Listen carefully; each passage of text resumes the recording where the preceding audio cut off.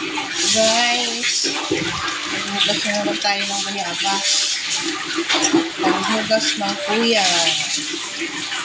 So, kailangan niya nang maghugas kasi nito para tuluyan ang gumaling yung kanyang sugat. Kawawa yung kasi. Hindi pa ganun ka totally magaling. Kailangan ko magaling kasi nga pasok na siya sa school. Away na ba kami kagabi ni Kevin kasi nga yung kanyang tutoy kahapon. Tingnan mo, pumunta ka dyan, ang tuwalya nandoon. Siyapot ng tuwalya, ayun ang pinto. Si ate mo kasi may Guys, ayan.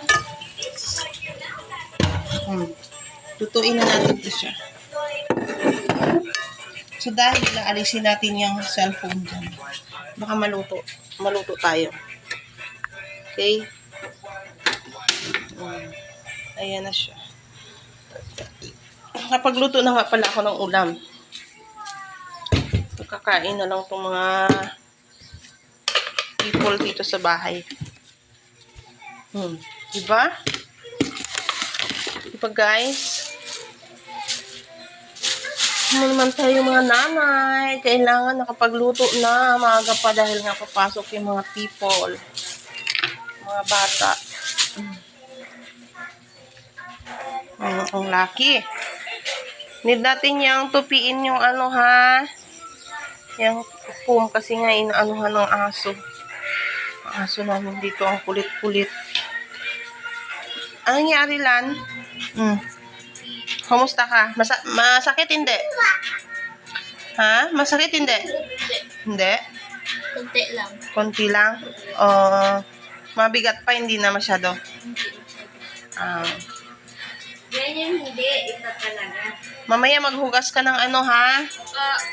Yung anak ko,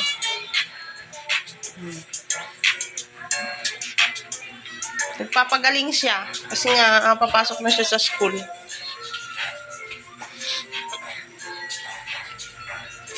Wala ka, may saging pa ako dito, Kainin ko ito mamaya.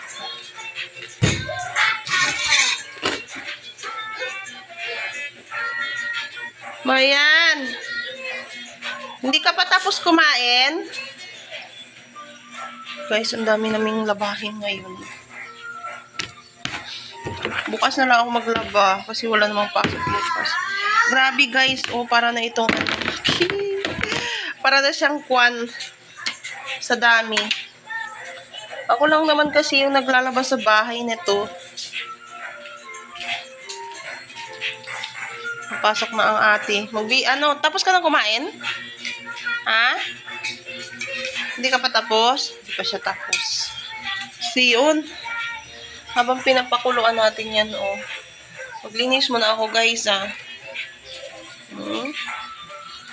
Ligpit muna kami ng pinaghigaan, sus Mariusip. Kaya dito kami naghiga kagabi, Yan. Kaya hindi nga kami magkasya doon sa loob. Hindi kami naghiga. Magligpit muna ako, guys. Bye-bye.